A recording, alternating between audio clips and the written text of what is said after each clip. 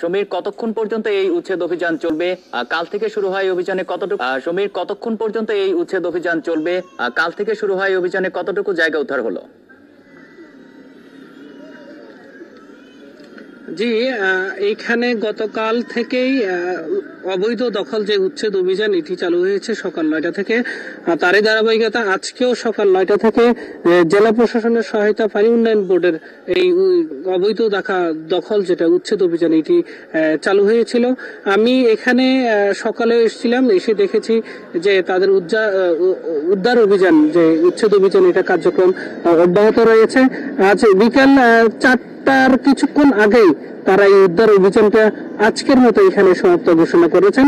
আমি এখানকার পানি উন্নয়ন ব্যুরোর যে কর্মকর্তা উদ্ধার অভিযানের উচ্ছেদ অভিযানের সাথে ছিলেন উপবিভাগীয় প্রকৌশলী নীলনবী, তার সাথে আমি কথা বলেছিলাম।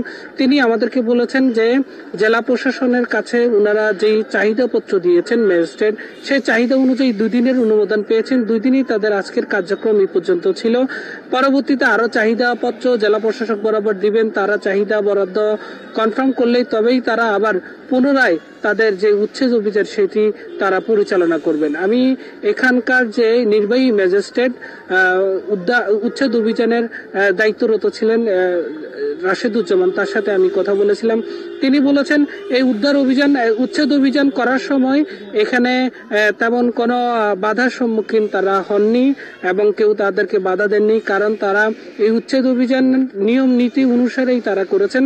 কারণ তারা 2 দিন আগে কিন্তু এখানে নোটিশ দিয়েছেন যে উচ্ছেদ অভিযান চলবে ততটুকু পরিমাণ তারা চিহ্নিত করেছেন। চিহ্নিত করেই তাদেরকে কার্যক্রমটা তারা পরিচালনা করেছেন। আজকে আমরা যেটা দেখেছি সেটা ফেনীতে একটি মাত্র জায়গা, সেটা হচ্ছে কাজিরবাগ ইউনিয়নের রানীরহাটের যে কুমারিয়া খাল, যে এই খালে তারা উচ্ছেদ অভিযানটা চললেও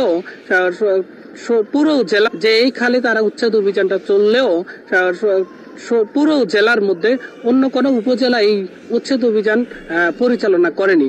কারণ আমরা এখানে আরো যে উপজেলাগুলো রয়েছে সেখানে দমদমা নামে একটা খাল রয়েছে, সেখানে পুরোটাই আমরা যতটুকু খবর নিয়েছি পুরোটাই কিন্তু প্রভাবশালীদের দখলেই কিন্তু এইটি ছিল।